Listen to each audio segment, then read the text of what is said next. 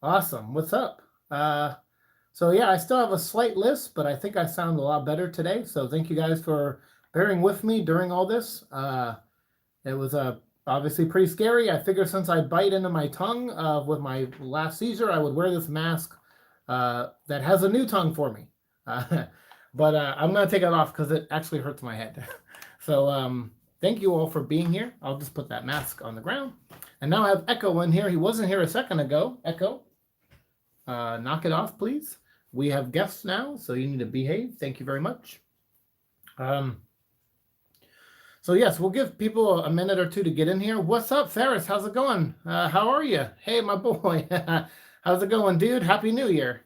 Um, and yeah, so for those of you who weren't in my live stream yesterday, we did 2,600 subscribers. We just crossed, so I want to thank you all for that very much. In that episode, we built a Mega Bloks Halo helmet for Master Chief, which was really cool. We hung out for like 4 hours, I think. It was a long stream. Today will not be a long stream. I'm very tired. Venom, let there be carnage this year. Yes.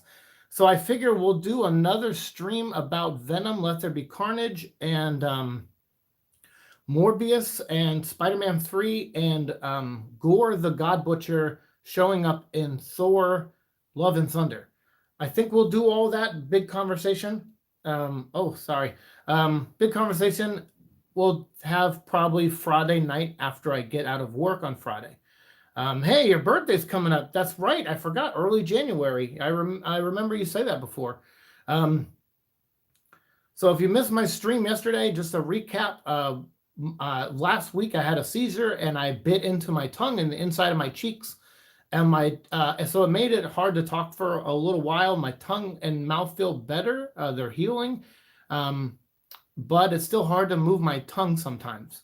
So just that's why I sound a little different right now. But hopefully in the next, I thought I'd sound better by now, but give me a couple of days, hopefully maybe another week, and I should feel a little better.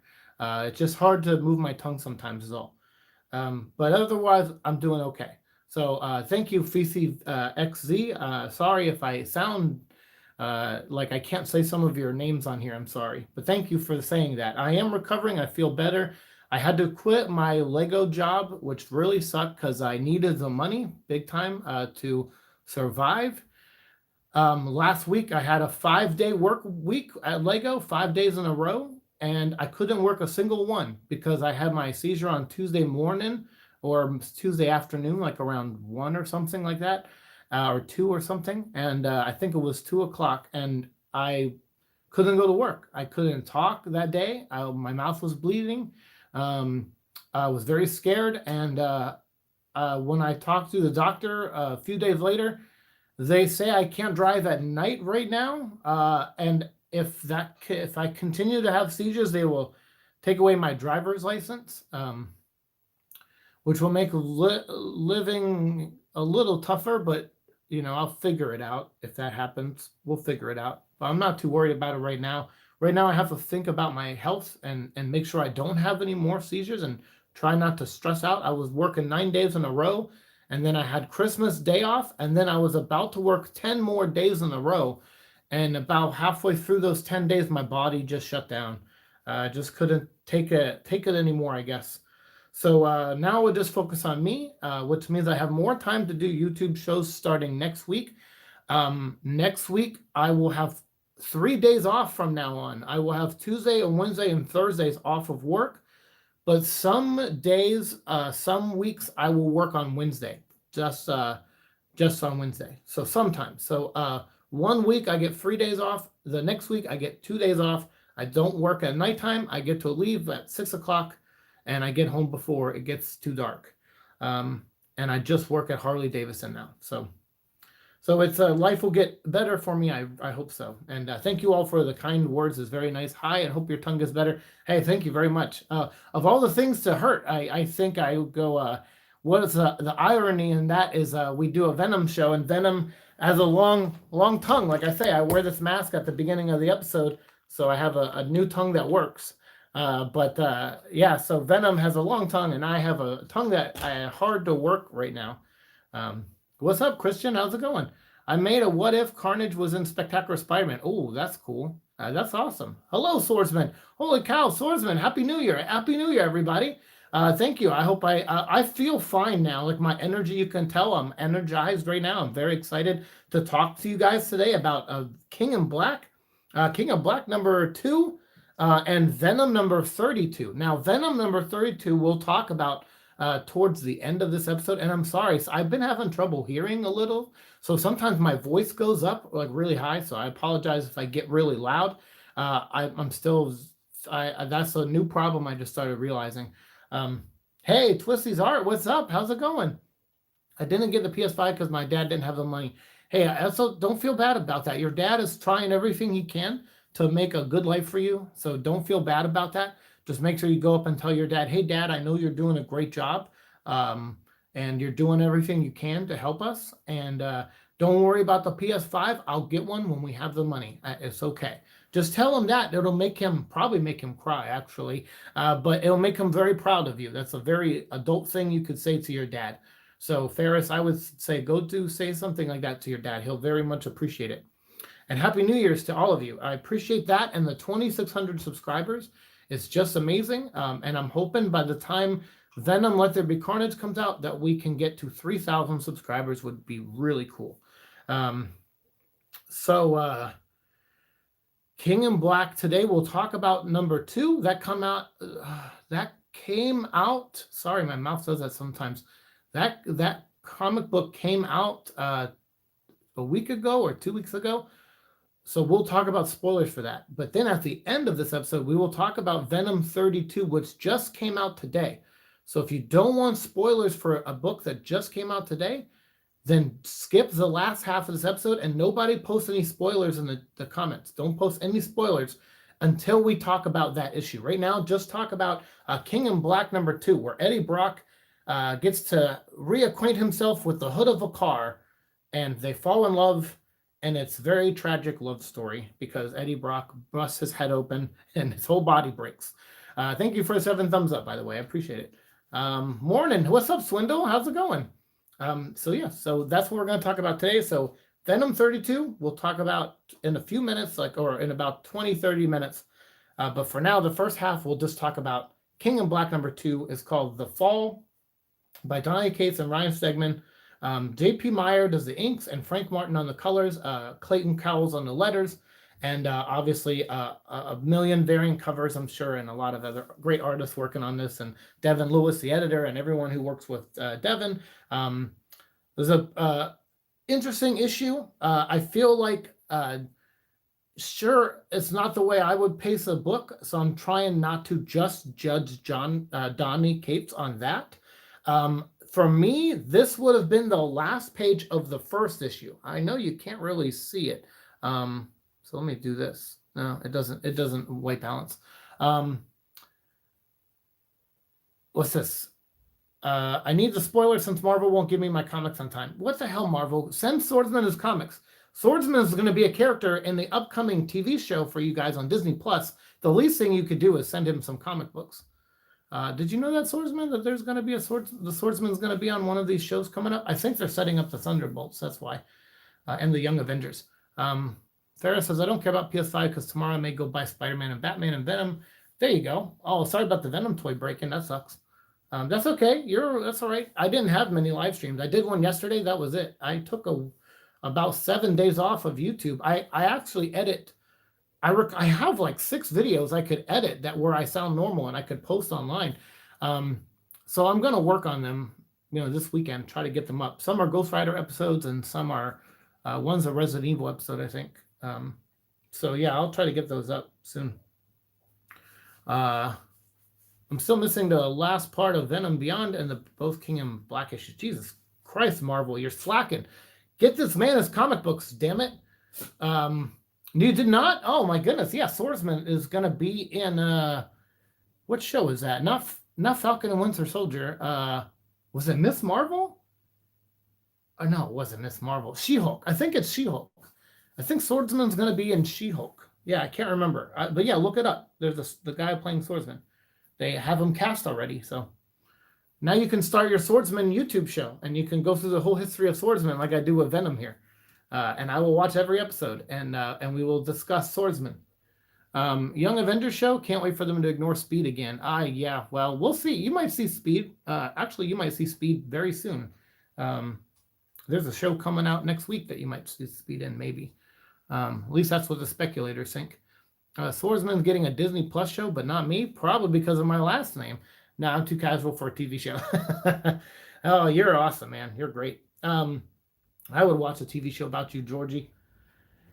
So, like I say, I'm trying really hard not to judge Donnie Case's writing style based on how I would write something. I normally try to base it on how I would maybe steer the story from an editing standpoint. Now, granted, editors aren't really there to dictate anything that happens in the story, not really. But if there's something that just doesn't make sense, it is maybe sometimes their job to at least ask, well, why is this like this? And so I feel like sometimes Donnie doesn't get those questions asked, but I could be wrong. Maybe he does. But him and Ryan seem to work really well together.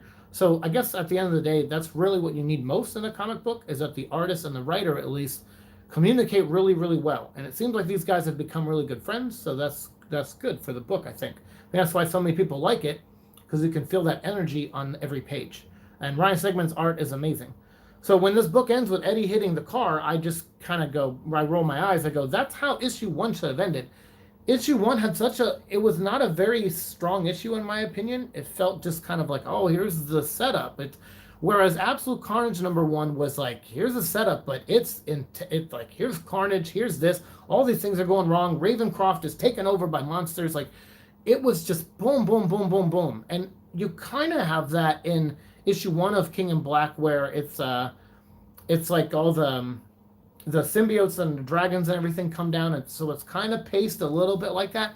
But it just feels like when you see this big epic, raining dragons and celestial bodies and all these things down, it's like watching a Transformer movie or like a Michael Bay, exploding movie. It just kind of, you don't feel any emotion when you see those scenes. It just looks cool, but it doesn't seeing a bunch of inmates in Ravencroft coming out of their rooms with Carnage symbiotes, that was scary, because that was really, really scary looking. This doesn't have that impact for me. And speaking of impact, Eddie Brock hits his car with great force, but I think it should have happened at the end of issue 1, because then you could have, at the end of issue 1, he just gets thrown off the building, and then you have to read all of Venom 31 to see him just fall the whole time. Then this issue, he hits the car, and you're like, okay, he hits the car. But then issue 32 is him falling some more. It's like, hey, Donny Cates, get to the fucking point of this story, please. End issue 1 with this happening.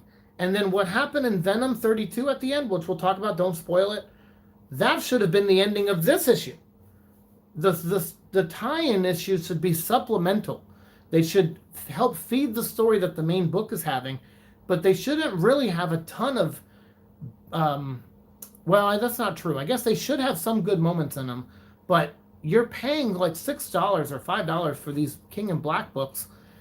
You should give that something. You should give that price point more, and then so save those moments. Say, hey, we can have a good character moment in the Venom issue for $3.99. But this big reveal we should have in King in Black, because people are paying $4.99 for it. It's a better way to structure everything. Too bad I'm not a fan of Marvel Swordsman. Oh, Jesus, that's right. You're a different swordsman. That's right. Sorry. We have something called OSN and Disney Plus and HBO Max. Nice. I don't know what OSN is. Are Venom 32 and King in Black good? I know they have been good reviews, but normal fans' perspectives matter more. Are you calling me a normal fan? I'm not a normal fan. I don't think I am. Marvel treats comics like black boxes.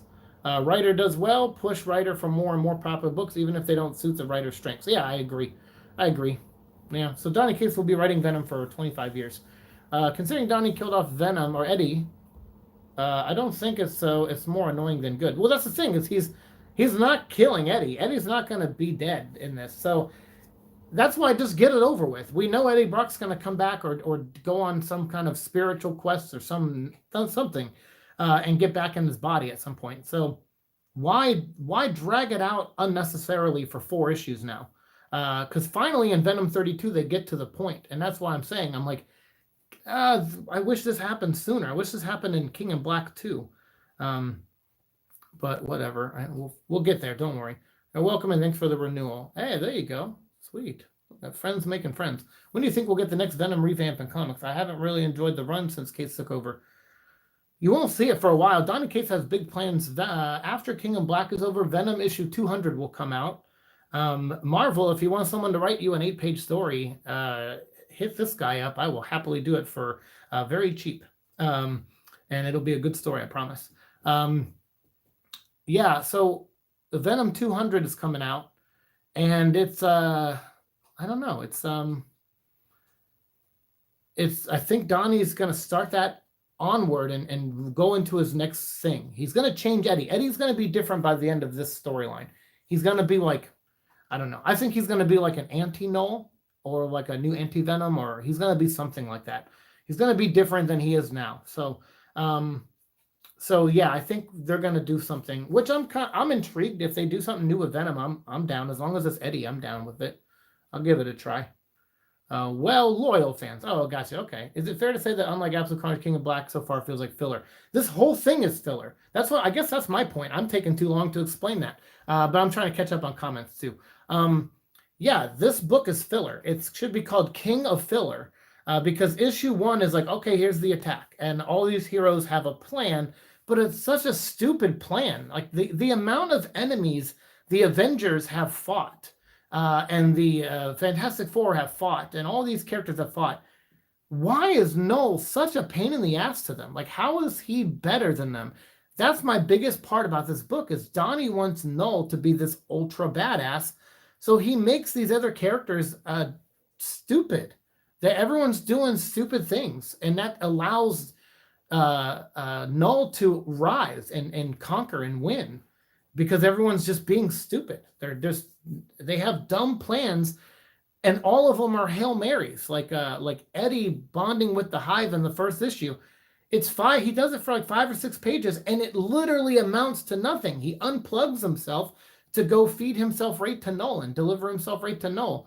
Like, it just because the story, like Donnie's like, I got to get through the story. It's like, but you're not making a story here. You just have random stupid things happening, and then when you realize it's random and stupid, you go, okay, we got to do the opposite now. It's like an Absolute Carnage when was it Miles Morales grabs Eddie and says, we got to go outside and save everybody, and they go outside, and he goes, oh wait, we have to use the machine inside to save everybody, and then he's like, I'm gonna go back inside. You're just like, why spend 5 pages to go outside and come back in? So I see this criticism online a lot, where people, like someone recently, I think on Bleeding Cool, wrote an article, or it was an article wrote about it or whatever, because Rich Johnson loves to do, he did that to me before too. He'll take a Facebook post of mine or a Twitter post, and he'll write you and say, can I put this as an article? And I'm like, I guess. And then I'm like, no one's going to read it. And then of course people read it, and then they send you all this hate mail. So I guess some comic artists criticized Donny Cates for the same thing I criticized him for Venom Island, I think it was, right? Venom Island or something like that, where it was like 6 pages of just Eddie Brock's face talking to the camera. And you're like, why do this? What, like, I'm paying $4, $5 for these books. Like, why are you doing this to me? Why are you making me waste my money? And I actually saw people coming out and defending, saying this is a writing style, get used to it. And I'm like, then you don't know how to write, and you don't know how to use your artists to the best of their abilities, and you don't know how to tell stories. And that's not just my opinion, I feel. That would be the opinion of Archie Goodwin and Stan Lee and all these other amazing people that all these guys wouldn't even be here if it wasn't for. And they'll tell you, they would have told you the same damn thing. It's a waste of talent on the artist side. It's so crappy, and it's filler. It's stupid filler. It's when you think your words are more important than the artist's artwork. And a writer should never feel like that when they make a comic book, because it is a visual medium. There was a comic book I did called Monomyth, and I had this big monologue that the villain was going to say. And I had the whole thing written out. I thought it was the coolest thing in the world. And then the artist says, hey, can I make this a 2-page spread? This drawing, it was going to be one big panel. He says, can I make it 2-page spread? And I said, well, yeah, that'll give me plenty of space to put that giant, long, stupid monologue in. That would be great. Thank you, artist. You're the best.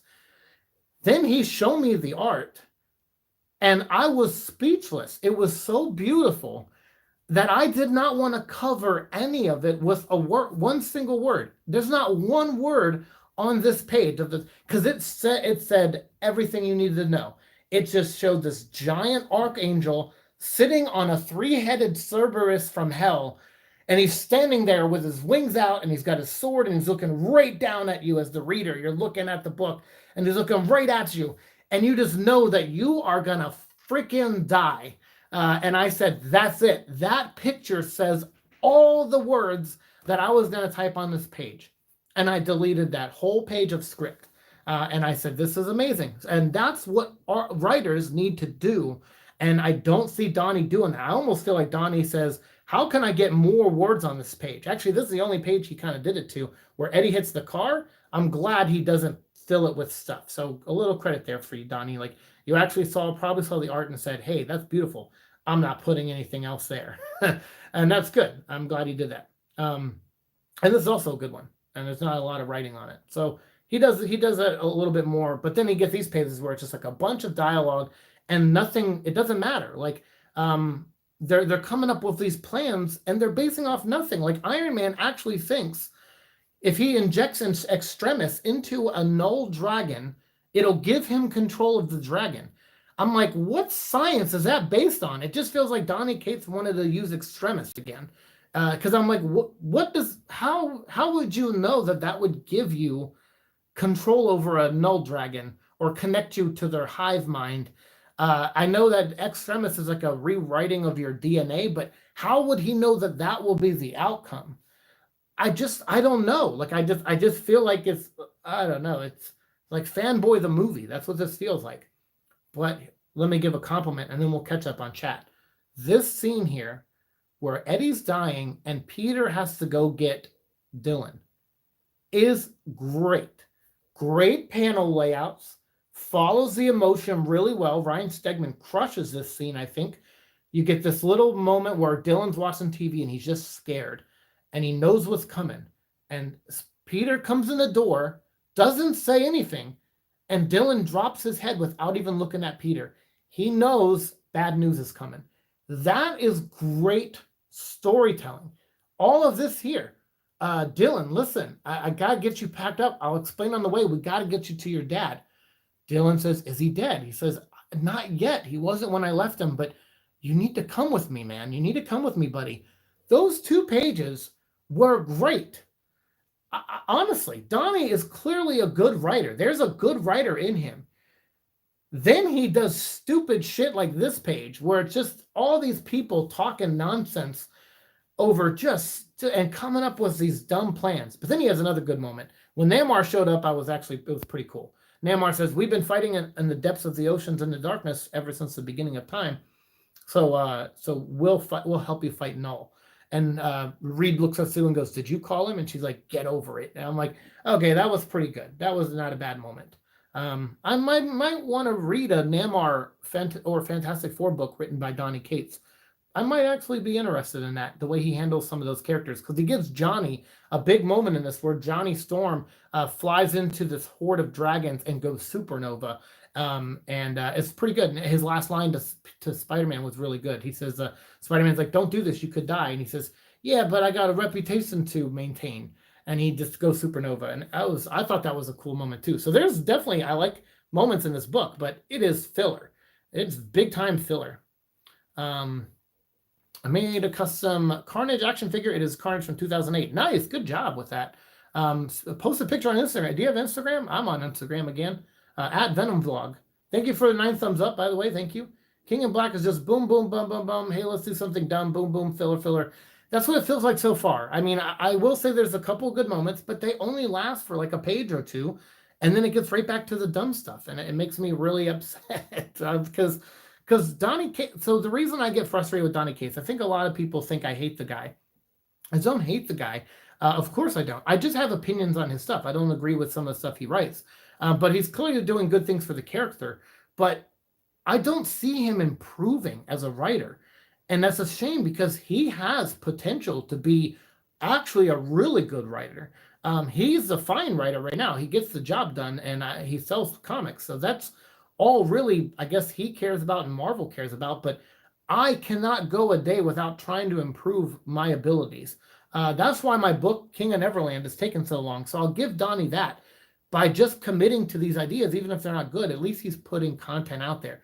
That's good. I'm jealous of that. I wish I was a faster writer, but I don't agonize over every detail. That's not what I do. But there are moments that I go, I don't know if I can, like, for example, right now I'm writing King of Neverland. It's 3 books. I'm finally going to be finished with them. I didn't even know they would be 3 books until just like a couple weeks ago, because I was, I write everything out of order and I kind of put it all together and then I reread it and make sure it sounds good all together and like it did in my head and in my outlines and stuff. And I'm going through and I realize, oh, this is going to be 3 books. But I remember Tiger Lily was one of these characters that I just couldn't write. I wanted her to make her awesome. But I was like, but how do I make her awesome? Like, I don't want to do cliches or stereotype things. I just want her to be likable, and I want you to understand her journey in this. Whether you ultimately like her or not, I guess, I just want you to understand where she's coming from and why she's this intense when it comes to Peter Pan and fighting him. And it was hard for me to crack that story. To the point where at one point I gave up and I almost wrote her out of the book, and I'm so glad I went back and added her back in. But it's just, I don't know. It's one of those things where you try to find these moments with characters and you want them to shine and you want to understand them. And I feel like Donnie understands Eddie on some level, and he also understands, or at least he writes a pretty good father-son relationship. I think that's the heart of his book on Venom, is that relationship. Even though I think Dylan is kind of a deus ex machina and he doesn't really earn a lot, I still like, he definitely earns Eddie's affection and Eddie earns his, and that's important to the story. So I'm really curious to see where he goes with those characters, and that's kind of why I keep reading. But when I see him do so good on that, and the rest just feels like phoned in dumbness, I don't know. I guess I'm upset that someone with so much potential and so talented, and someone I'm kind of envious of, because he's, he's kind of doing everything I've ever wanted to do with my life, which is write comic books, and write Venom,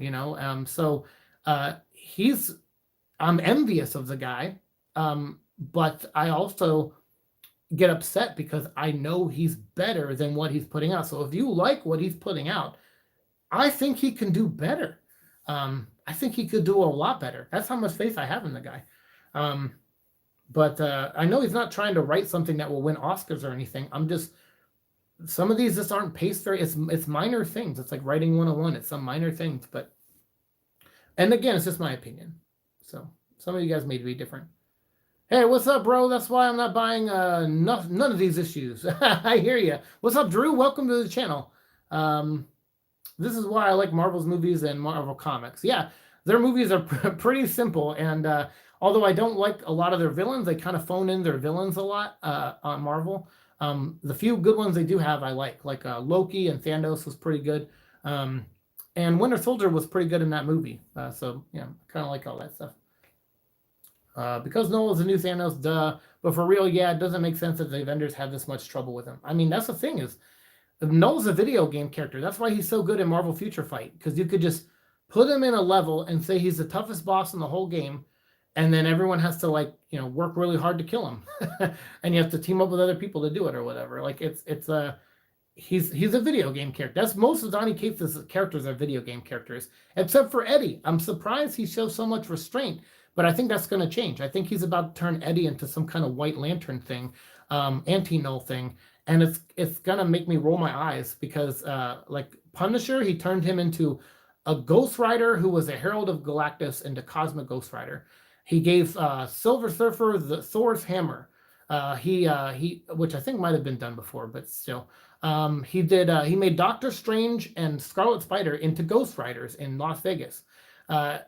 Jason Aaron, his buddy, is turning all the Avengers into Phoenixes. Uh, Over at DC, Scott Snyder is turning everyone into evil Batmans. You see what I'm saying? These are lazy storytelling things. They're stupid, actually. Yes, maybe they sell books, or the idea is simple. People can wrap their head around it and they like it, but you can take that concept and make it better. And that's all I'm saying. This is a neat concept, but it's one we've seen 1,000 times with Venom. It's an alien invasion, and it's against someone who's powerful, and they're going to have to combine together to beat him, and that's what's going to happen. So, yeah, that's all this is really what it is. I'm waiting for Lucasfilm Spider-Verse Part 3 fan fiction, so that's a good way to wait for it. They're good. Oh, I don't know what that is. Yep, that would be the end of Venom Island. Yeah, that was pissed me off, that thing. It's a writing style, Bendis' style. That's my thing. I think a lot of people over the years, editors and stuff, got used to working with Bendis.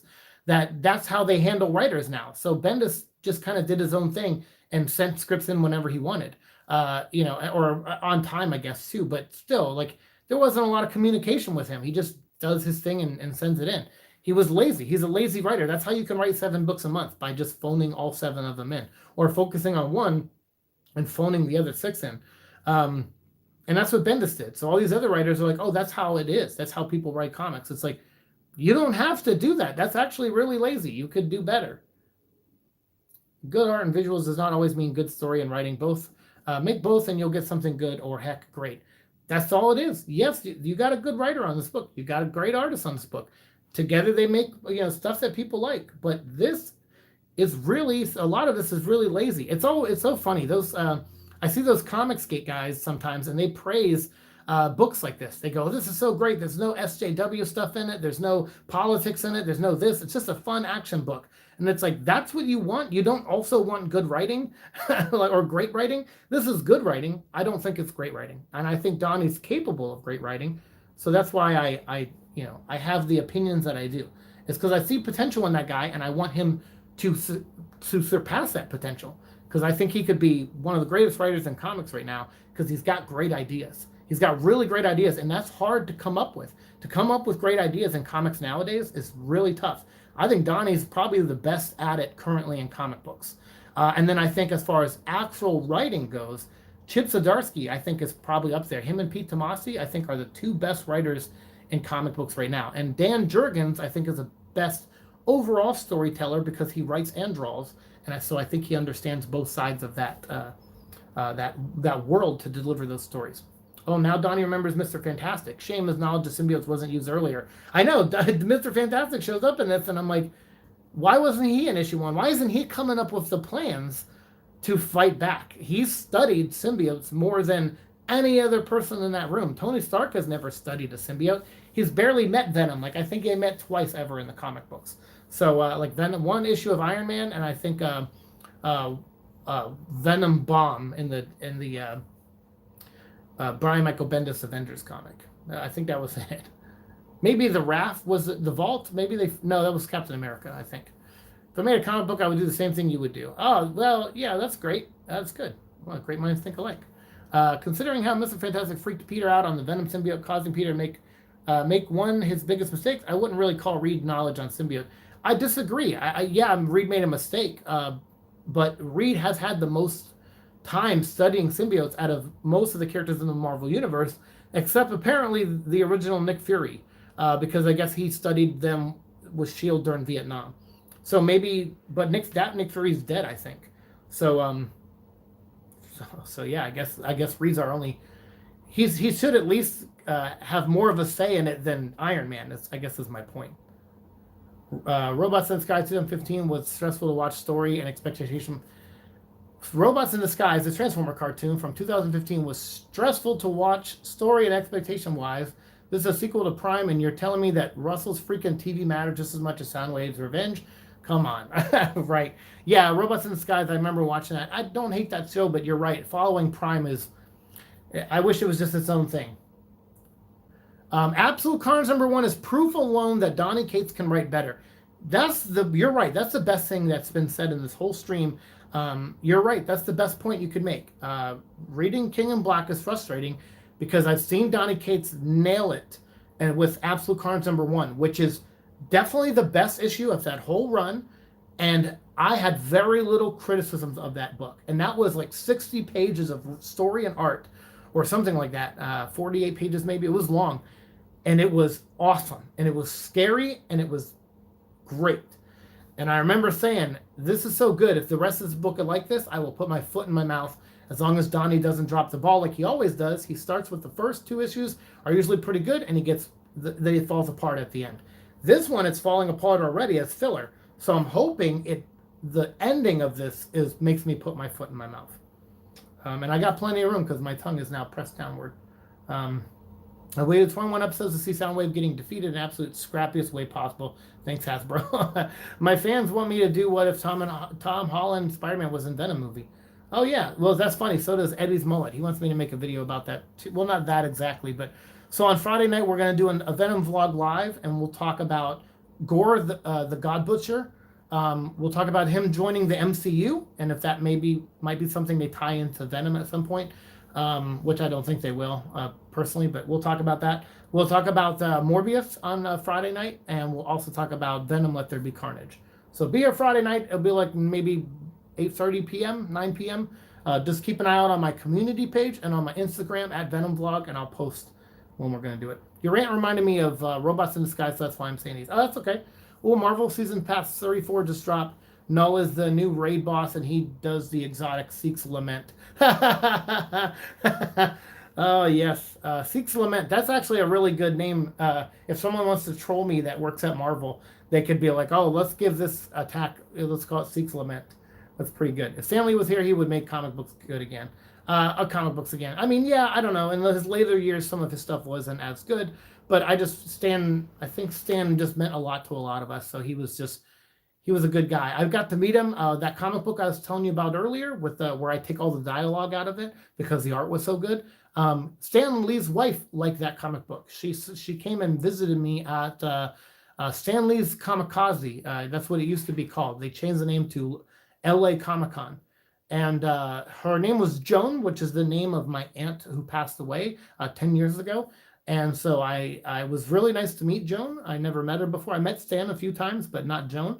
So it was nice to meet Joan, and she was very nice to me. I said, do we know each other? She says, well, we don't know each other. She says, but I like your book. And I said, how do you know about my book? And she says, well, I saw it yesterday, and you weren't here, and I wanted to come by and see it again. And I was like, really? And she said, and I love the artist. Who's the artist? Eric Ninatowski was the artist of that book. He's amazing. I wish I had money to pay him to work on something with him now. I would kill to work with him. He's so good. I think he's part of Comicsgate now, and I know I'm not, but he's so talented. I don't care. I never had a problem with that guy's personal viewpoints. I don't let that stuff bother me when I want to work with someone who I think is talented. As long as they're not like, creeps or bad people. But Eric is not a bad person. So I would love to work with him again one day. He's amazing. But Joan was really nice. And so she insisted that she pay for the comics. So she bought all 3 comics, and she made me sign them to her and Stan. So Stan Lee actually owns a comic book that is signed to him by me. Him and his wife do. That's pretty crazy. Oh, that's cool, Drew. I appreciate you checking in. You're welcome, Swordsman. How much will Venom 2 follow the comic source material? Probably like 4%. I don't know. Maybe we'll see a scene where Carnage breaks out of jail, and then that'll be it. But I don't know. That's a good question. We'll talk about that on Friday. Hey, Donnie, do Absolute Carnage 1 style good writing? Yeah, just what you did in Absolute Carnage number 1 was great.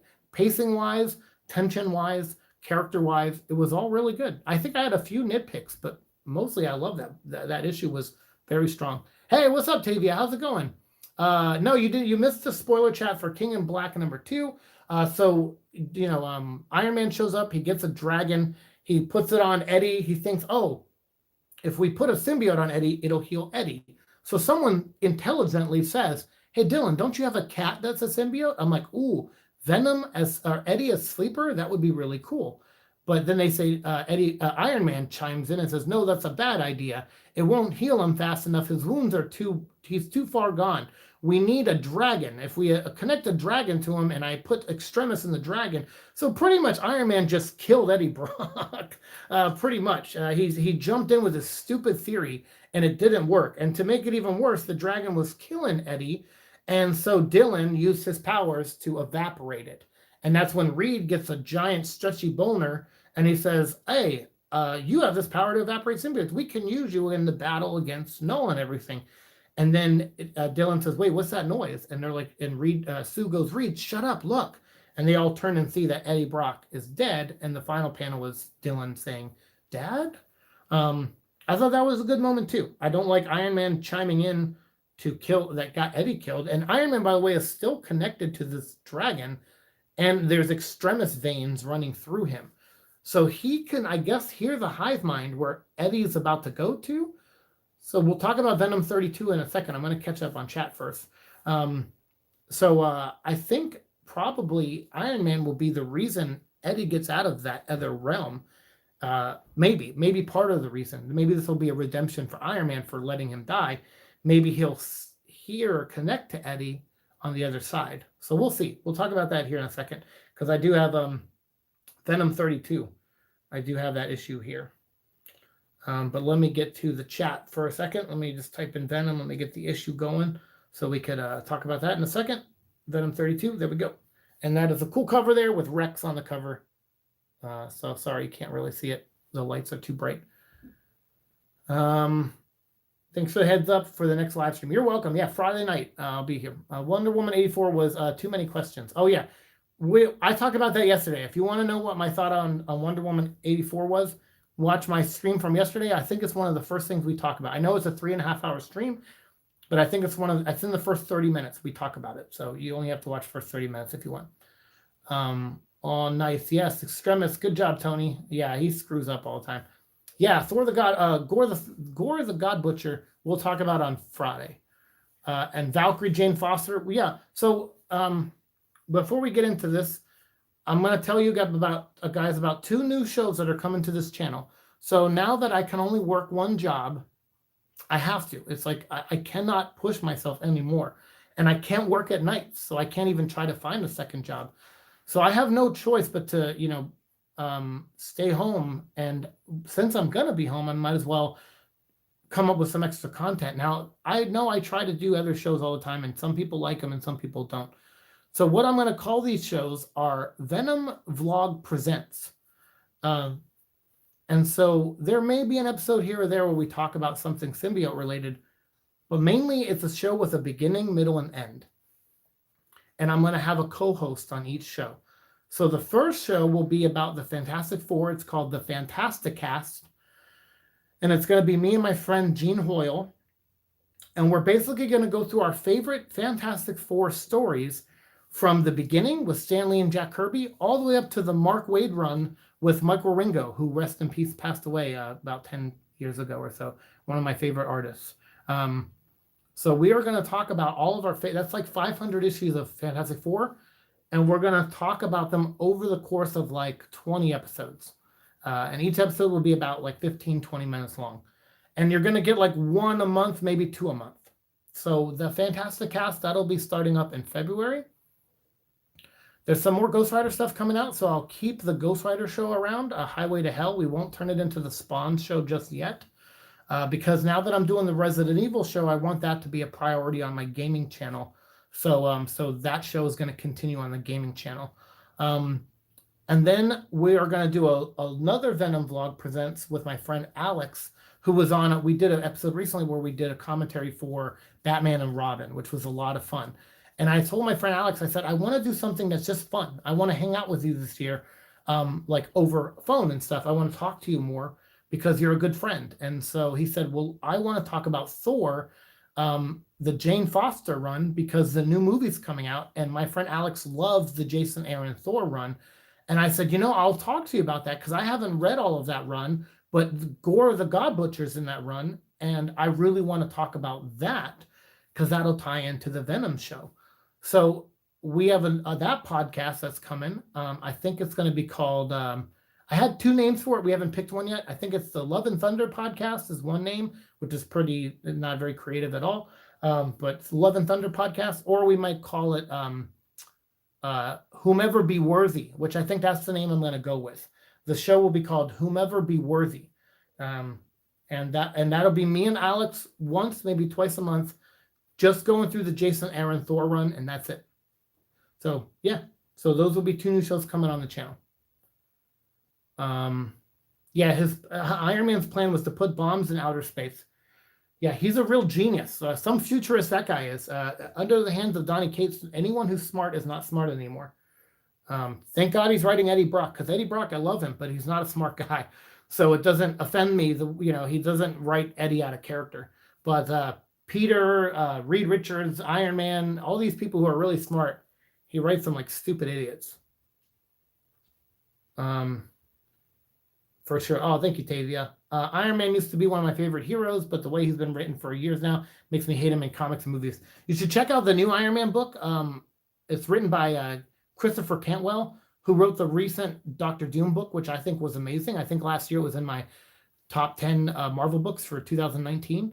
I didn't do a top 10 for last year because I just didn't give a shit. I liked Spawn last. My top 10 books for 2020 was Spawn.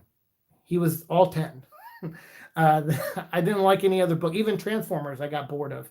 That was my favorite book the year before, but I got really bored of. I don't collect it anymore. It's boring me out of my mind. So yeah, books 1 through 10, Spawn. There's my top 10 list.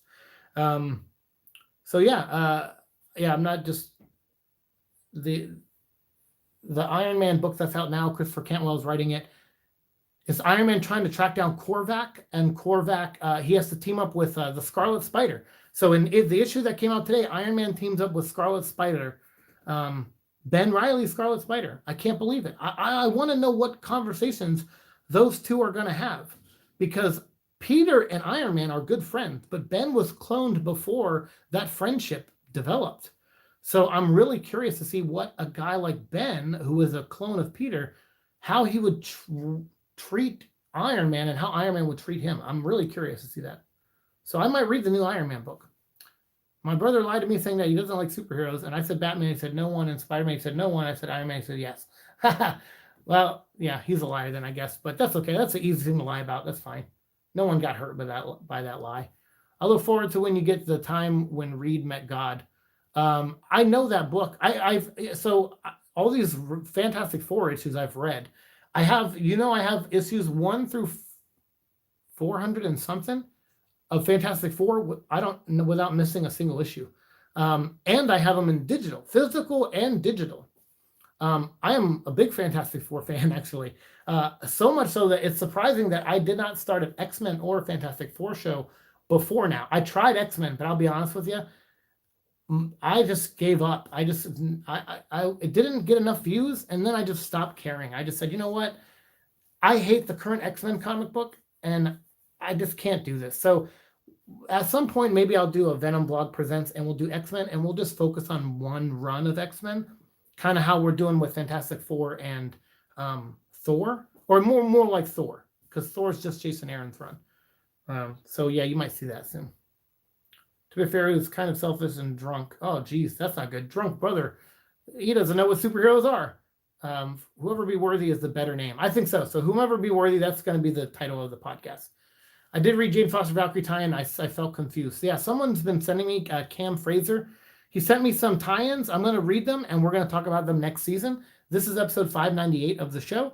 I will have a 599 go up hopefully this weekend. And then episode 600, which I already recorded like 3 weeks ago with Lisa Null and Eddie's Mullet. We recorded our favorite video games and the history of Venom in video games. It's like an hour and a half episode. I think it's a long one. But that's going to be episode 600. You'll get it next week. I just need more time to edit it. Echo Stop. Hey, I'm not worthy. Roll credits. Yeah, they... Whomever, I'm not sure that's right. Is it not whomever? Whomever shall be worthy? I thought it was whomever. Maybe it's whoever. Well, whatever it is, I'll call it that. I'll call it the right message, the right name. I thought Ben Reilly was gone when did he come back? Oh, he came back on Clone Conspiracy. He came back. He was the Jackal. Spoiler alert. He was the new Jackal. And then he got his own comic book written by Peter David that lasted 25 issues. That started off really good, and then it ended really shitty. So yeah, I guess he's back, which is really frustrating because one of my complaints about Absolute Carnage was how come there was no Ben Reilly story? All these stupid characters like Captain Marvel and her kitty cat got a tie-in issue, and it had nothing to do with the book really. So I'm like, why didn't Scarlet Spider get a single issue? Just one issue. He has a codex of Carnage in him. He was Carnage for like a week or something. So like, what the hell, man? Big oversight. Oh, speaking of top 10, I did my best and worst comics 2020. I saw that. I saw it on your page. How do you feel about Watts taking over FF for the MCU? Yeah, I think that's a bad choice. He's not a very good director in my opinion. His Spider-Man movies are fine. Like he's like the guy who directs the Ant-Man movies. Their movies don't have like a real vision or style. They're just like they're interchangeable. I couldn't tell you which one. If you told me, hey, 3 scenes in Spider-Man were directed by Peyton Reed, right? Is that the guy's name who does the Ant-Man movies? If you tell me he directed 3 scenes in Spider-Man, I'd be like, okay, whatever. Like they're so interchangeable and bland. So I think I guess he's a safe choice. I guess he probably is worried about. He probably wants to stay working for Disney, and they probably like working with him. Marvel, they probably like working with him. And after Spider-Man 3 is probably done, because Sony's going to probably just take over with Spider-Man from now on. So he probably just trying to secure a job for himself, and he probably was like, "Hey, I really want to do Fantastic Four," and they gave it to him because he's been a yes man for them for 6 years now. So you're all in. All right, sweet. I'm not bad about John Watts directing F4. I don't feel a director choice. I just hope they have good writers. At the end of the day, I guess that's all that matters, is that they at least have someone who writes the scripts that are good. So that's all we can hope for. Clone Conspiracy was a train wreck. I agree. Black Cat also didn't get to join Maximum Carnage's reunion book. Yeah, that's true. That's true. Peyton Reed directed the 2nd and 8th episode of Mandalorian, and he directed my least, 2nd and favorite episode of the season. Yeah, so there you go. But he's a yes man, and that's what his role is, I guess. And that's fine. If some people just like being career directors and they're not there for the vision of it, they're just there because they like the work itself, and maybe they like the jobs they could get. Like telling a Spider-Man movie is a great thing. Actually, that's pretty awesome. Hey, what's up? Welcome back, Ferris. But I think for Fantastic Four, I would have liked to seen someone that maybe has some kind of vision, like not like Josh Trank, because I finally watched Fan Four Stick, and holy shit, that movie sucks. But what I appreciate, I guess, the vision he had, the vision of the movie of like, this was the tone I'm going for. I still hated it, but he had some kind of vision on it. I don't want someone like that who goes too far. And plus, Marvel would never hire someone like that. But I would like someone like a James Gunn, like someone who he brought his vision to Guardians of the Galaxy, and it's great. That's fantastic. And even though I don't really like Thor Ragnarok, Taika Waititi, what he did with Thor, honestly made the most profitable Thor movie with his vision. So I would like to see someone with a little bit more of a vision, I guess. Oh wow, Ant-Man is the only MCU character I care about anymore. Frankly, Thanos would have killed everyone else for all I care. Yeah, I like Ant-Man because Paul Rudd, he's amazing. Oh yeah, it reminds me, I do my review of this recent Amazing Spider-Man. I thought it was weird, part 1 to this episode. Yeah, I haven't read it yet, so I'm not going to watch your video yet on it. But I got to make my video. Next season, you'll see my video on the conclusion of Sins Remain, or whatever the hell that last story was called. I don't care. It doesn't matter. We'll talk about it next season. Well, in fanfic, what if Carnage was a Spectacular Spider-Man? I was a little nervous. Oh, don't be nervous about writing fanfic. Have you seen Jojo Rabbit? It really shows how much Disney watered down Taika with Ragnarok. Well, like I said, you need some vision, but you're not going to get to show the whole vision. And so I would like someone like that on Fantastic Four, someone who has some kind of vision, because Fantastic Four are pretty neat characters. Yeah, and Taika did the season 1 finale of Mando, which was pretty good. All right, so now that we've gotten all the side stuff out of the way, let's talk about a book that came out today called Venom 32, King in Black's tie-in. Let's get through this one. It's written by Donny Cates, obviously, and Iban Coelho is the artist, who I love his stuff. I've loved his stuff ever since, what was it, Venom Verse? And then he did Venomized. That was when we started this show. He was the first artist that I think I did a spotlight episode on. I love his stuff so much. As long as he's on this book, I will buy it. That's just the truth of it. After I said I'm going to stop reading this book, I saw them solicit an issue that he was going to draw, and I said, "Dang it! I got to buy that one." So Iban, as long as you stay on the book, Donny Cates will get my money. This is called The Other Side, which is cool. That's the name of a song I like, by Head PE, called The Other Side. You should listen to it. It's really good. Jesus Arbatov is the colorist, and Clayton Cowles, once again, is a letterer, and there's some variant covers as well, obviously.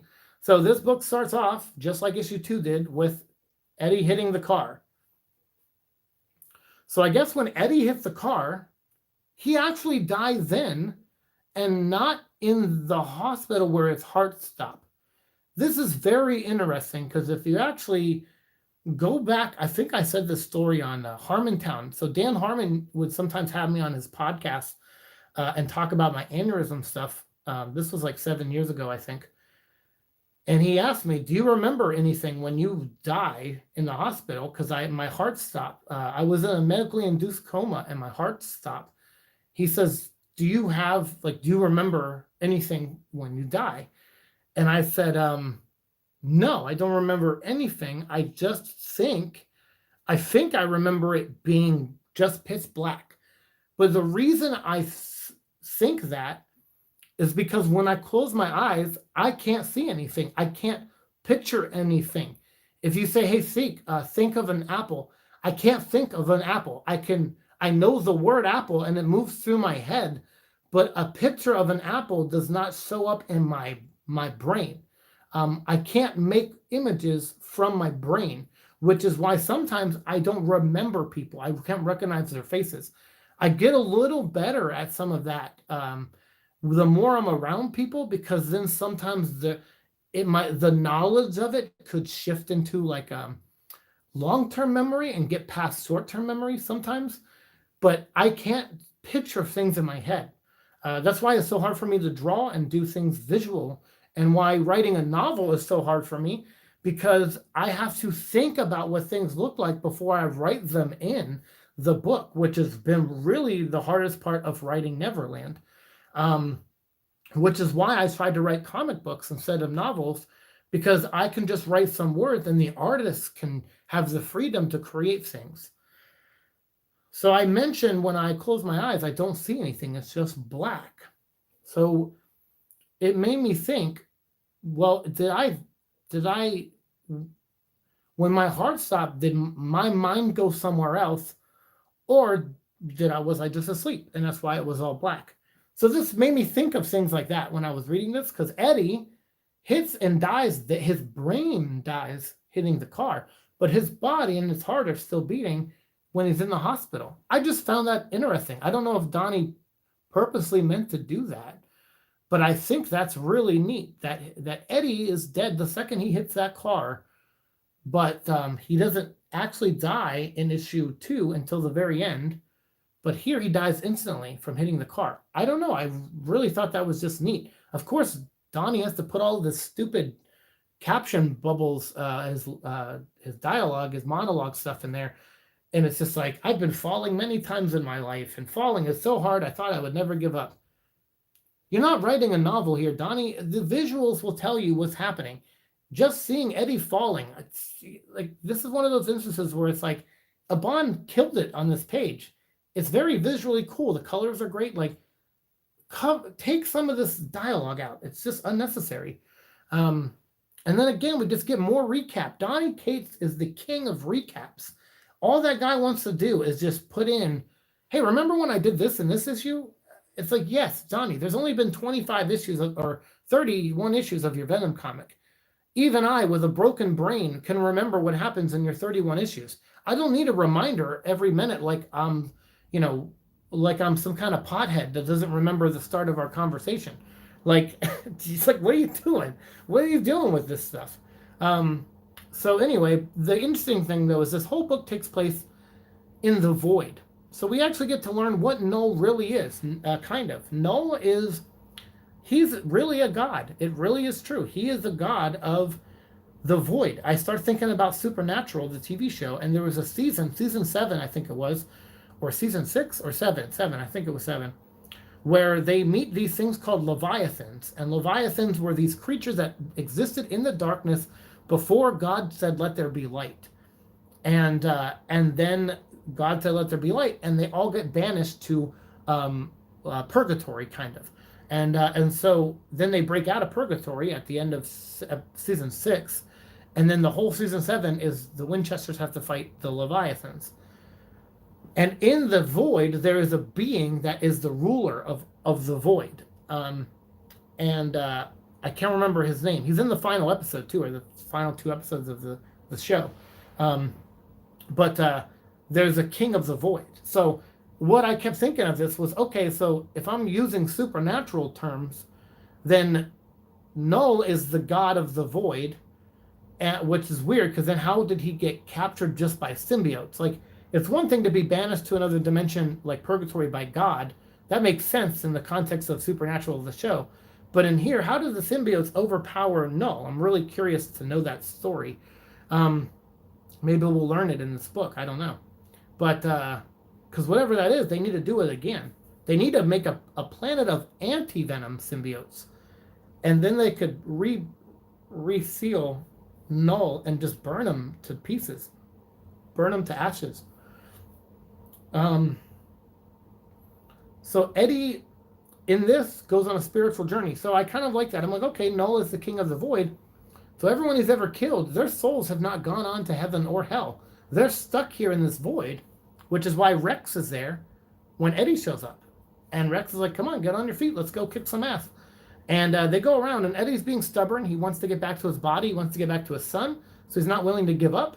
But he's also not, he wants to save people. He still wants to help people. Over his own safety, he's still trying to go save random people. Honestly, I really liked this. Now, granted, this issue is a lot of it's filler, but this stuff here, I thought was, Donnie gets Eddie. I think Donnie understands Eddie Brock as a character. He doesn't always write him that well, in my opinion, and I don't like the recaps and the rehashes and all that stuff, but he knows what makes Eddie tick. I appreciate that. So to give the guy some credit, he does a good job. And again, we're going to talk about big spoiler. There's a big spoiler at the end of this issue. So if you don't want to know it, you got to go away right now, because this is a big spoiler at the end of this. And I think it's a perfect circle back to where we started this season. I think it's gonna. You guys are gonna love this. So anyway, Eddie, he gets killed again in the void. He runs into a dragon. It rips them apart in this big page. Again, great shot. No dialogue. Good job, Donnie Cates. See, there you have potential. You know what to do. You just don't always do it. You probably second guess yourself. You need to go with your instincts. I think your instincts are good when it comes to writing things like this. No dialogue. You don't need it. It's just Eddie getting ripped in half by a dragon. It's awesome. So anyway, so now that he's dead again, he's now further in the void with Rex, and they're surrounded by all the people that have ever been killed or bonded to a symbiote. So these are people from Absolute Carnage that got killed. These are people who have just been killed over the years by symbiotes, and other life forms. I'm sure there's aliens. There's also the heroes, the Thing, Captain America. Everyone's there. They're all taken over by Null, because in the real world they're like nullified, I think they call them. So that's how Eddie can see them, because their consciousnesses are asleep. The only reason Eddie and Rex are awake is because they've had years where they were bonded to symbiotes, whereas everybody else has not. And Eddie even admits and says, hey, I'm the only human to have been bonded for a symbiote for as long as I have, like 10 years, or maybe longer, since Dylan is like, 12 years old? So I would say probably 10 years in continuity. Eddie's had a symbiote on him, and maybe 9 or 10 years. So he's the longest human who's ever had a symbiote. I like that Donnie pointed that out. That's actually a really neat thing I didn't think about. So then Eddie sees that he's dying. He sees everyone gathering around, and he says, okay, so that's the real world. My son's there. I need to get back to my son. There's a really touching moment where he tries to reach out for Dylan, and his hand goes through Dylan's head because Dylan's not really there. So I love this. And then it shows Eddie's stubbornness, which I really like. Eddie refuses to give up. He says, this life has taken everything from me. He says, I've been pushed around and swallowed and drowned in this shit of a life, and I'm sick of it. I've tried to commit suicide. I've had cancer. I've lost loved ones. I'm sure he's thinking, I had a sister and then some asshole writer retconned her. He's sitting there just emptying his heart out. And God, I don't know if you guys follow my Instagram, but I had a moment like this recently with all the stuff that's happening with me health-wise. And now I had to quit Lego because I can't, physically handle it anymore. Just going to 2 jobs. I can't drive at nighttime anymore because of the seizure. Like, I talk like this, at least hopefully not for much longer, hopefully, but it's like, enough is enough, like, and so many people have been through so much worse in 2020. Like they've lost family members, they lost their house, they're evicted, they can't, even afford to buy like a comic book, even if they wanted to, right? It's like, there's so it just felt like a really real moment. Like, I just felt like this was Eddie going, screw this life. I'm tired of everything being taken from me. And I'm going to fight for this. I'm going to fight to go back to my son because he was the one good thing that was in my life. And honestly, I think that was the best thing about this book. Yes, this book is filler on some level, but these moments here, these 3 pages here and the 3 pages earlier, made the price of the book worth it to me. So then when he says, all right, we need to go get my symbiote, because once I bond with that symbiote and I can connect to my symbiote from this realm, I can connect to it, and maybe together we can heal my body and pull me into the main realm. And Rex says, that's actually a good idea. And I said, look at that. Eddie Brock came up with something smart, and Donny Cates actually let him be smart. Thank you, Donny Cates. You let a character who's normally dumb actually do something that's smart and give a hell of a speech. And I appreciate it very much because I'm not very smart when it comes to a lot of things. And I feel like I've had my moment like this recently. Literally, like last week, I felt like this. Everything he say here, I said out loud. And I said this, like, I've tried to commit suicide. I've been through all these health things. I've been through all these things. I'm like, damn, Eddie Brock is just saying, he just said what I said last week. That's insane. So it got me, emotionally connected to this book. But then Rex say, here's the big spoiler. Rex say, well, we can't do this alone. We got to get you to your symbiote, right? But we're going to need help. And he says, well, who in here can help us? He says, I ran into somebody else in here that has been bonded to a symbiote for a couple years. And or like a little while, whatever. He goes, and he was the one I was looking for when I was looking for you back in Venom #1. He says, so I would like to introduce you, Venom. Now, again, Eddie Brock, because they've met before, obviously. He goes, Eddie, this is Flash Thompson. And he's Agent Anti-Venom. He's white. How cool is that? He died in the white suit. He could be the key. He's got that suit that Alchemax make that I always talk about. Remember, I say, why don't they just go to Alchemax and make more of those suits? So now we got him, and he's gonna be back. And he says, "Good to see you again, Brock." And he's got a smile. I mean, how cool! This season, we start the season with Flash Thompson, and we go through his whole history almost. We just got, I think, like 5-6 trade paperbacks left, where he's the Space Knight. We'll talk about that next season. But we did all of Agent Venom, except one tiny little story from Venom #150, where they show you how Flash loses the symbiote and it goes to Lee Price. So we'll talk about that next season too. But I just thought this was a great full circle for this season, was that we started the season and we talk about doing Flash Thompson's history, and now we get to end the season by seeing him one more time. I just thought that was awesome. So this issue, it had enough good in it to where I like it, but I was just like, man, I wish some of this was in King in Black, because some of this was really good. And if you want to do some of your filler stuff or your supplemental storytelling, that should happen in the Venom book. So I don't know. I just think those wires need to be crossed or something. But I thought this was a pretty decent issue, and I think the emotion in this one was good. I still feel like it was overwritten sometimes and kind of boring at sometimes, but for the most part, I really did like Eddie himself in this book. It's cool that they brought Rex back in, so it just shows that that wasn't for nothing. That Donnie actually planned to do something with that, and then also to see Flash again, I thought was really cool. So I thought it was really good, man. And so let me catch up on the chat here real quick. So let's see. Wow, I missed a lot. Yeah, that was season 7. Okay, reminds me of early Hellblazer. Yeah, it does, doesn't it? Eddie was playing too much GTA. There you go. I'm worried that the family aspect of the F4 won't be carried over. That's the thing. You got to have the fan. That's why Fan 4 Stick sucks so much. Just did not feel like a family thing. Be right back. Got to do my review of Future State. Oh, good luck. Reminds me of early Hellblazer for sure. I got to watch Lewis Spider-Verse Part 3. See ya. Have a good one, dude. Enjoy. I think Iron Man in the movie is smarter than his comic book self. For sure. But in the comic, after the movie come out, they start to try to write him like the movie version, and they can't, because I don't think any of the writers of the comic books are very, very good at their jobs. I think Dan Slott I think he's a pretty good writer, but I thought he wrote probably the worst Iron Man story that we've gotten in a long time. I really liked, what was it, Charles Knopf? I think there was like two brothers, I think. And they wrote Iron Man during Civil War. I thought they were really good. It was right after Extremis, I think. Hey guys, what's up, Pikachu? Same. So Noah's an anti-god. Creates symbiotes to serve him like angels who revolt against them, but they're good. Noah's evil and ends up losing. I guess. But that's also the story of Mephisto. Mephisto makes demons, and they constantly try to overthrow him. So Noah's just a ripoff of Mephisto. He's not even anti-god. Mephisto's anti-god.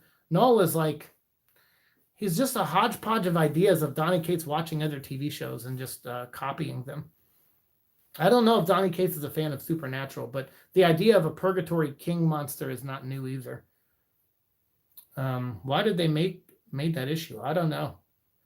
I think so. 1, 2. What's up? Seriously? Yeah. Why did they retcon Eddie's sister? I don't get it. I don't know. Wow, this is really deep. Well, I'm sorry. I didn't mean to go deep. Or maybe you're talking about Eddie falling. Maybe he fell really deep. That's probably true. Because it contradicted Lisa Protector. Oh, yes, that's right. Well, Lisa Protector, yeah, they mentioned his sister, I think, briefly, right? But she was I think she appeared in a Nova comic and then Dark Origin. So some people say to me, they go, who cares about the sister? She was only mentioned in Dark Origin, and nobody likes that book, Siike. And I go, okay, fine, nobody likes that book, but she was mentioned outside of Dark Origin. So shut your mouth. You don't know. Read your comic books, bro. Donnie reset everything to that backstory for Eddie. Yeah, exactly, he did. Then why give him a sister? Well, he didn't. That was a different writer who did. And Nova, yeah. So Eddie had a sister, and she used to blame Eddie for Eddie, because when Eddie Brock was born, his mom died in childbirth. So his sister used to blame Eddie for that. So she was kind of mean to him. But I think that helps psychologically the development of Eddie Brock and why he yearns for acceptance, and why he clings to a symbiote, because it gives him acceptance. So the symbiote in Donnie's run revealed to Eddie that it made up his sister. It wanted Eddie to feel like it needed the symbiote, so it went into his mind and messed with his memories and invented a sister for him. That makes zero sense. It just doesn't make any sense. So Donnie, just admit you were stupid on that one and retcon your retcon, please. Yeah, it was a while ago. Earlier than that, back when Venom was still a villain. Yeah, it was a while back. Yes, Flash Thompson, Agent Venom, nice. If Donnie brings back both Eddie and Flash, it would redeem King in Black. Yeah, I was thinking that. I said, if you get Flash to get pulled out into the real world through the void, that could be really good. That could be a really good scene. This could be a way to bring Flash back. There you go. Bring Flash back. I can't say I was expecting Agent Anti-Venom to return, but that's awesome. Yeah, well, I thought it was cool. God, Lee Price was stupid. Yeah, we'll talk about that at some point. Noel must have a weakness, right? Yes. Well, he could be caged, apparently, so that's a weakness. So just get a bunch of anti-venoms to make another cage planet around him. And then he'll burn, because the anti-venom suits, they burn. So yeah, I'm curious to see what they do with anti-venom now that he's back. Yeah, it's light. Well, there's a light showing up. Yeah, light is coming. Yeah, there's a light being that's coming and looking for Eddie Brock. So I think when Eddie gets his suit back, he's gonna bond with this light creature, I think. But so the other thing. So a lot of times in comic books, and Donny Cates does this sometimes, he doesn't have the characters earn anything or actually do make a choice to lead to a result. And Donny does this sometimes. Other writers do it a lot, like where no one really earns anything and no one makes a decision that affects the story. That's why I'm going to give this book a good review. Eddie Brock chooses to save himself, not Rex, and not even Flash Thompson, who shows up at the end. Eddie makes that choice. That's important. When you're writing a character, and the main character of the book needs to affect their own destiny, Eddie makes every choice in this issue. He does not just let Rex save him. He doesn't just let things happen to him. The people that were going to get hurt, he's like, I got to go save them. And he tries to save them. And he fails. But guess what? Right after that, he says, all right, I get it. I can't save them here, but I can save them in the real world. Echo, you okay? Oh, that was Echo. I thought my front door opened. I was like, that's creepy. So Eddie makes the choices. That's important. And a lot of writers don't do that. They have things just happen to their characters. And they use that to move the story. Eddie makes the choice, and he moves the story in this book. So I give this issue 32 much better issue than King in Black 1 and 2 combined. King in Black 1 and 2 combined are just filler. This was actually a pretty decent issue. And I think this issue shows some of Donnie's writing abilities. Issue 2 of King in Black had some moments, but this had more moments. So this is what I mean by Donnie. I guess why I get frustrated with him. It's like knowing your friend can do something, but they won't do it, or they don't believe they can do it. Donnie, I believe you're a much better writer than what you do right now. And granted, what you do right now is good, and a lot of people like it. But I think you can be a great writer. I think you just need to be challenged a little more sometimes. And I think sometimes you need to go with your gut. I think your instincts are good and your story ideas are good ideas, but your execution, I think sometimes you get in your own way. Your brain, I think, gets in your own way. And I'm just saying that from experience. Take it from a guy who's been spending a couple years now writing 3 novels. Don't get in your own way. Go with your instinct. He's what could happen if Flash was the complete opposite of a soldier. Yeah. That's it, man. Tell Captain America to turn on the big flashlight. Oh, what's going on? It unfocused. I didn't see Agent Venom Flash Thompson returning. I know. Pretty cool. What do you mean not interesting? Yeah. Oh, you mean the thing Pikachu said. Okay, gotcha. I think everybody is stupid in the comic except Venom and Eddie Brock. Well, yeah. Well, that's how Donnie likes to write them. Writers probably being around the bush for Venom to reunite with Eddie and probably have an excuse to destroy Black Cat's empire. Probably. Yeah, I saw Kingpin showed up in King in Black #2 for like a second. They had the bar with no name in it, which I'm pretty sure blew up. I think the Punisher blew that bar up after Civil War. So I don't know how that bar is still around. But Kingpin showed up and was like, hey, who wants to make some money? I'm like, there's dragons raining down from the sky and dead celestial bodies being taken over by symbiotes. You're going to go and do something to make some money? Like, what's Kingpin up to? I don't know. Okay, I haven't been reading King in Black at all. Yeah, it's not very good, but that issue was pretty good. I say buy Venom #32 today. It was pretty good. Unpopular opinion, Lee Price could have been way more interesting than he was handled. I think so. No, that's probably unpopular. You're right, but I share that opinion. We'll talk about Lee Price when we get there. We're almost caught up. Remember, when we started this show, almost 600 episodes ago, we started by reviewing Venomized and then the last 2 issues of Mike Costa's run, which was called The Nativity. So those were the books we started reviewing when we started this channel. So it was before Donny Cates came in. So we are almost, next season, we will probably catch up to the Mike Costa stuff, which means when we do season 6 after the Venom movie comes out, because I have a feeling we're going to do 150 episodes this year. And next year, when we start this January next year, I have a feeling we'll be nearing episode 750, and that'll be season 6 of this show starting. And I have a feeling that at that point we'll only have current comics to talk about. We will only have current comics to talk about. I'll talk about some other universe stuff, like, whatchamacallit, like the MC2 universe with like Spider-Girl and stuff. There's Carnage and Venom stories in there, so we'll probably do some of those non-main continuity books. But you think about that, in 150 episodes from now, we'll have a Venom 2 movie, and we'll probably have talked about the entire history of Venom comic books in the main 616 universe. How crazy is that? I can't wait for Tobey Maguire to return to be Spider-Man again, because Tobey Maguire is the most favorite Spider-Man. Cool. Nice. I hope that happens for you. Did you see the Entertainment Weekly article? They had a list of 89 movies, Venom 2 and Morbius being part of it, and they claimed over 24 of those on the list would get first looks on or trailer. Oh, cool. I did not see that, but don't be surprised if we get something soon. Remember, all those people kept telling me, dude, December, this, like Drake, all these people, they come in and that's all they say to me sometimes. They just go, Venom trailer, December, Venom. They said that from like March all the way to December. We're going to get, it's going to drop on Christmas. And I never believed a single one of you. I said it over and over. We are not going to get that trailer in 2020. And I hate to say I told you so, but there's a reason you watch my channel sometimes, I think, when it comes to movie news. I try not to just bullshit you guys. I try to tell you everything I know. Some things I can't say, obviously, but I don't, and I also try not to learn things before, like scoopers and so, like I'm not a scooper. So when someone reaches out to me and says, "Hey, we have some news. Would you like to share it with your audience?" I say, "Is it a spoiler, or is it like something that hasn't been discussed on Variety or somewhere else?"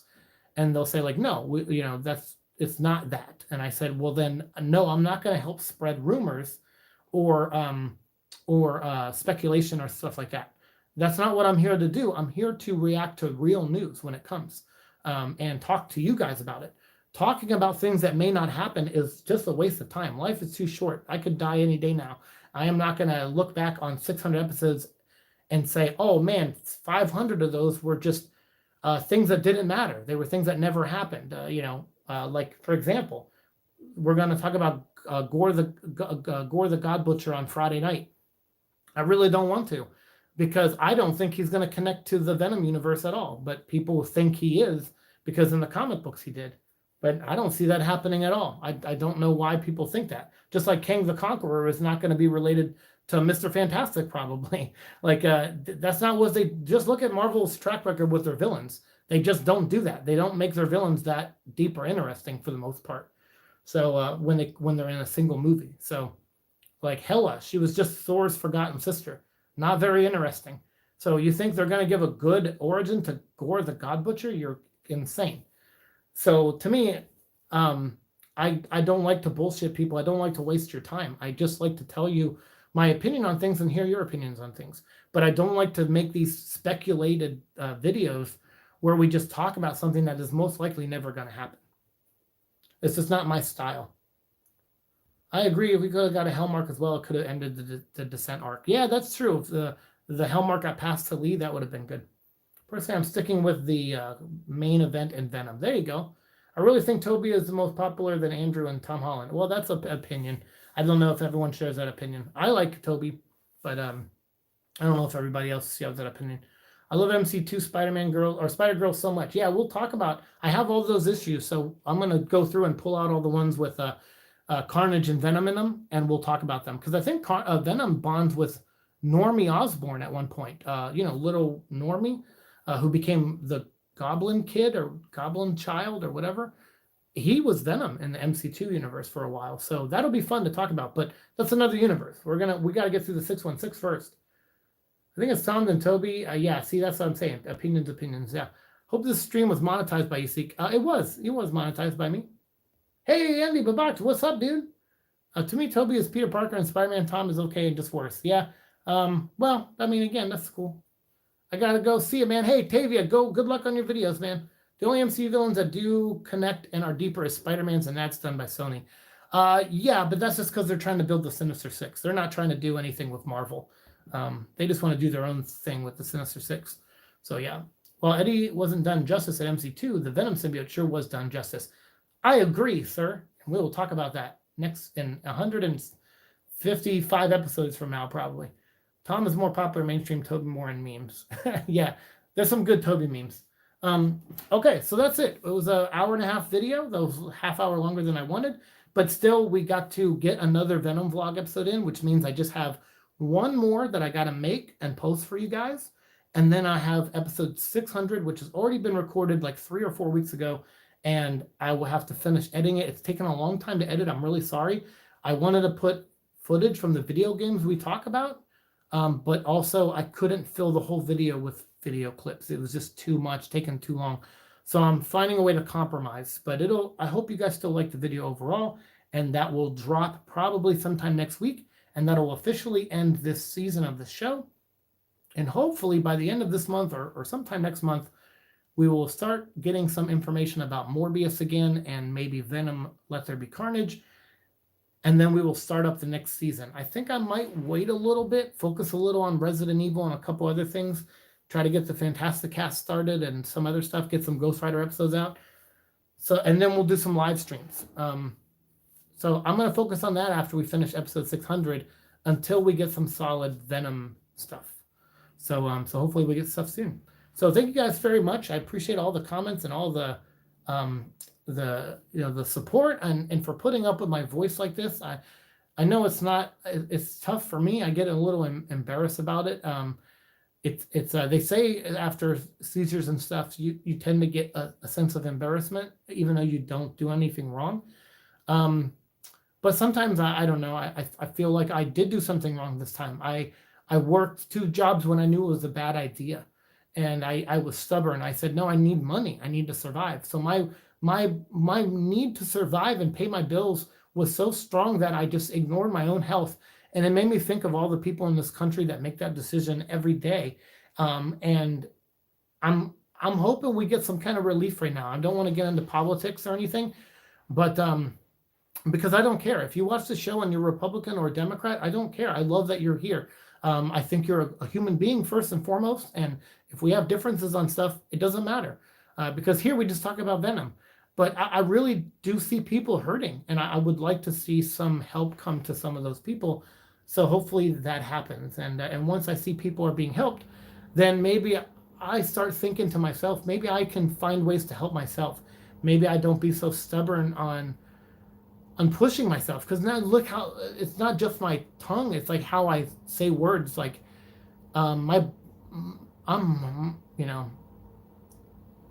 get stuck sometimes. I told the story yesterday on my live stream. I was working at Lego, I think it was 2 or 3 weeks ago. And I forget where I was. I was just standing in the store, and I can't remember anything that happened up until that moment.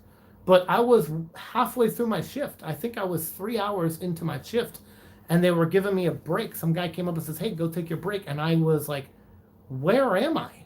And I had to go look on my phone because I keep notes of everything. And I had to go look on my phone, and I had to see that I worked at Lego again.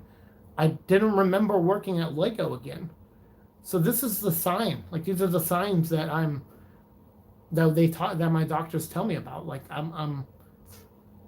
I'm part of me slipping away, So I appreciate you guys being so nice, and still hanging out with me. And it doesn't matter what health things I have that come up. I'm still gonna do this show. I will find a way to do this show. So and that's why I have to cram so much information, or now I have to use the Kindle, because then I can actually look at the pictures and remind myself what happened, because sometimes I forget. Even if I just read it 20 minutes ago, I might forget. So I appreciate that you guys haven't noticed that I've been doing those kind of techniques for the past few months. It means I'm getting pretty good at, maintaining the ability to look normal on this channel.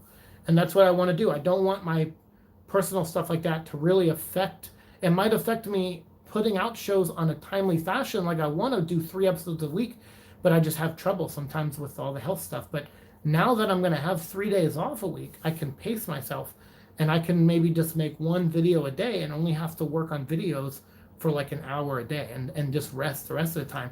That will help me a lot. So that's what I'm going to do. So I've come up with a schedule for with work, and I've come up with a schedule for YouTube, and we'll start implementing that next season on Venom Vlog for sure. So thank you guys. And while Eddie with Tom, more popular Tom stuff, let's catch up soon. Okay, Andy, we will. Yeah, Andrew Garfield. Well, I don't like those movies. I think he would have been okay Spider-Man, but I don't like those movies. Yeah, I hope King in Black is better too, for sure. The main issue specifically, I agree. Tobey Maguire's awesome.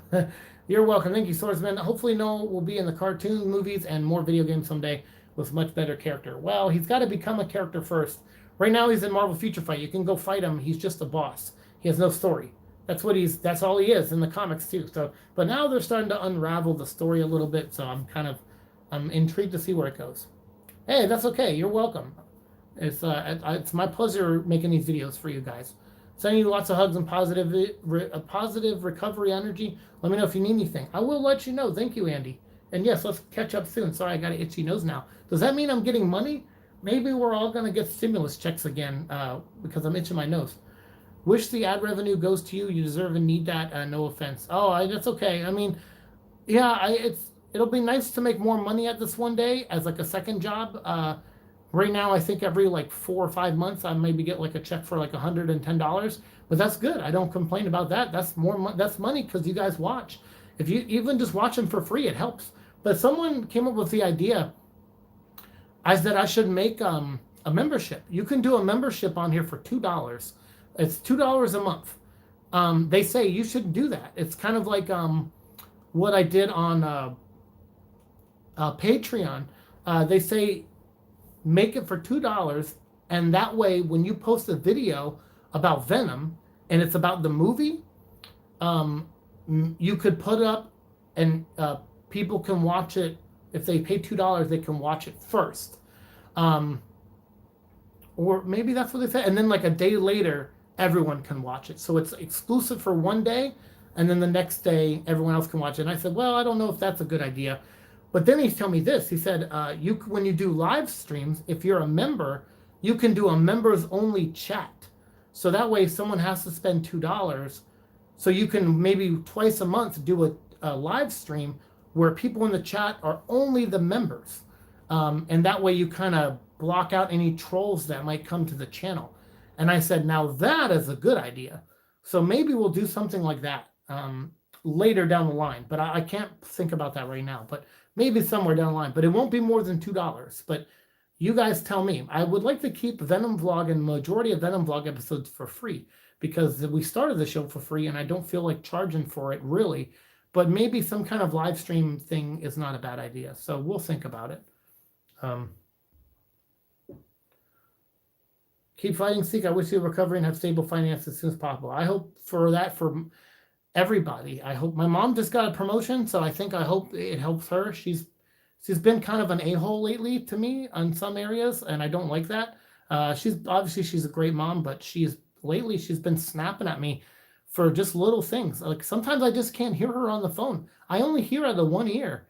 So sometimes I can't hear you. Maybe I'm not holding the phone to my ear, and she'll start yelling at me, and it sucks so bad.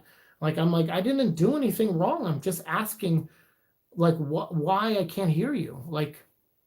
So I hope this promotion she gets helps her out. And, I hope my brother, he's working a job right now, but he's got 6 pins in his knee and he has to work a job where he has to move and lift boxes all day. And he's in a lot of pain when he gets home every night. And I'm in a lot of pain when I get home sometimes from work. So I would like, and I know we're not alone. There's other people in this country that are going through that right now. People who, didn't choose to have their job taken away. It's not their fault. So I hope some kind of assistance comes for people who have it worse than me. Even if I don't get it, I hope my mom and brother get it. And I hope people out there who have it worse, I hope they get it. Hope you feel better, Venom Vlog. Hey, thank you, Ferris. Get more origins out of him. Make Noah a sentient affection, take over the universe. Yeah, do something. I think I can do $2. We'll see. You can do unique emojis, which I already have. So I'll finally get to use them. So yeah, we'll talk about that next season. Um, yeah, have Doctor Strange and his portal open for Null, traveled around. Just have Doctor Strange open one portal and chop off Null's head and send it into the sun. Have his legs chopped off and sent to another planet where, Galactus can eat the legs or something. It's like just and then send the other half of him to hell where Mephisto can light it on fire. Um, whatever. uh, Your mom shouldn't be like that to you. I mean, she's having a tough time. When people are mean to me, I try to just understand they're not mad at me for anything. They're just mad at themselves for something. And you just kind of, when you start accepting people for that, you get a little less angry with people. You start realizing that it's not about you, it's about them. So yeah, it's a shame my mom is so mad at herself for something. I don't think she's mad at me. I didn't do anything wrong. I just asked her why I can't hear her. So I don't know why she would be mad at me for that. So I think she's just mad at herself, and I don't know why. I know she tries her best, but you know, we're we're not a my family. We're not very good at uh, embracing when we work hard. We think we can always work harder. And I've decided the other day I call Lego or I call email Lego. I quit. I said I'm finally going to start taking care of myself. I'm not going to be like my family. I am going to get off this hamster wheel. We talk about it all the time on this show. The whole reason I moved here was to get off the hamster wheel, and I just got right back on the first chance I got, and it's stupid. So from now on, I'll take care of myself, and luckily I'll have you guys around for a lot of that. So that'd be good. Hey, thank you very much, Drew. I appreciate that. That would be a great idea if the writers knew all the Marvel characters. Well, it's hard to know everything. Like I'm a DC Comics encyclopedia, but there's a lot of DC stuff I don't know. So you can't know it all, you know? That's okay. I'm sure everything will work out with my family, and hopefully all yours are doing well too. So you guys, I gotta go. You take care of yourselves. Thank you so much for supporting this show and watching today, and for the 13 thumbs up. It means a lot. If you know any friends that like Venom and you want them to watch the show, recommend it. Let's try to get to 3,000 subscribers before the Venom Let There Be Carnage movie comes out. That would be really awesome. So thank you again. I love you guys very much. And you all have a happy new year, and we will come back on Friday night and talk more Venom stuff. All right. Thank you. I'll get them to 3K, fam. Thank you so much. Bye, guys. Have a good night. See ya.